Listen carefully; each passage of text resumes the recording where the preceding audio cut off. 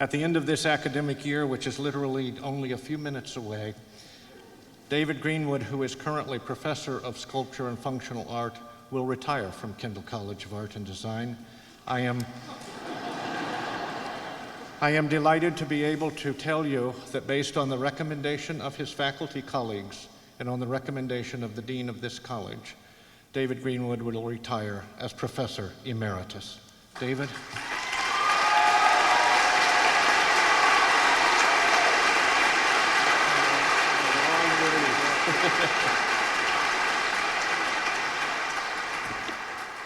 Thank you, Dr. Evans. When the Dean asked me to give this faculty farewell talk, I of course said, "Oh Lord, why me?"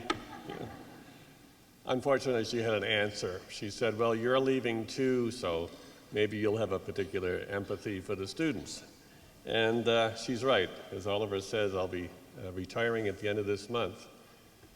And I think I share with you some feelings, such as I'm excited about the next phase of my life, but I'm also nervous about all the changes that are coming and what might be around the next corner. I'm also more than a little nostalgic for my years here at Kendall. I know you students have struggled long and hard for 4 or 5 or 6. Anybody have more years than 6? But a lot of time here. I just want to point out to you, try 32 years in this salt mine and you'll know what I'm talking about. I mean, come on, you know, enough is enough. And standing in this church, I feel a little bit like Moses that wants to lead his people to freedom. You know?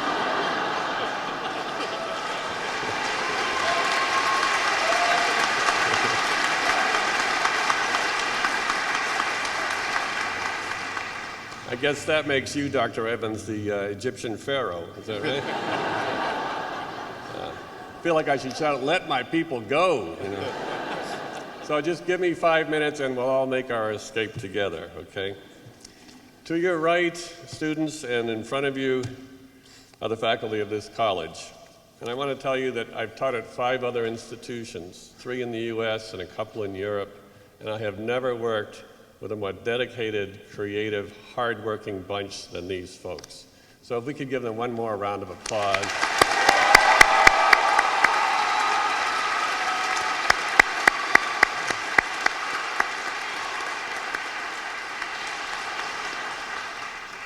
I'd be willing to bet that each of you students has a favorite professor that you're going to stay in touch with, maybe 2, maybe 3. Someone who went that extra mile with you to make sure you understood the material at hand, whatever that might have been, and someone who helped you discover talents you didn't even know you had when you came to the classroom. These colleagues of mine are also an ornery bunch of rugged individuals who love to argue a point. So when I was asked to speak for them as a collective, I was somewhat daunted, as you can imagine. But I think we can probably agree on 3 things we'd like to say to you students today and to the parents here. First, we want to thank your parents. Thank you, parents, for entrusting us with your child's college education. That was a big thing to do, and we take that trust very seriously, and we've done the very best we could to nurture their talents and make them well-rounded, well-educated people. And I think today we may feel like you parents did when you sent your child off to college. We feel we've done all that we can do. We hope that we've done enough. We feel a sense of pride in them, and we're very anxious that they succeed. We remember what a joy they have been to work with, and we also remember what pains in the neck they could be when they wanted to. We're going to miss you, students. We really are. Secondly, we want to say we love you guys. We really do. And I don't think that's stating it too strongly. We love you guys, and not just because your tuition money paid our salaries. We love you in large part because we love what we do, and we're very, very lucky people in that regard. And if you've survived at KCAD to graduate today, it's because you have learned to share our love for art and design and all the other topics that we teach. And now you're no longer our students.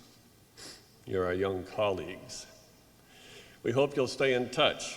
We want to know that you can still come to us for support, for networking assistance, but also we want you to stay in touch with us so you can bring us all the new wonderful things you're learning out there in the world. You can teach us a lot. In fact, you may not have been aware of it, but you've been teaching us all along, all these years, and we thank you for that. Third, we want to say to you, and this may shock you, this faculty doesn't know everything there is to know. Kind of a surprise, huh? And neither do you guys.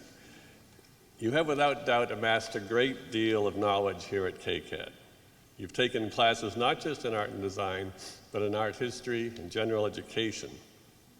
You might have taken courses in biology or psychology or sociology or mythology. You may have taken a class in world history or creative writing or math or physics.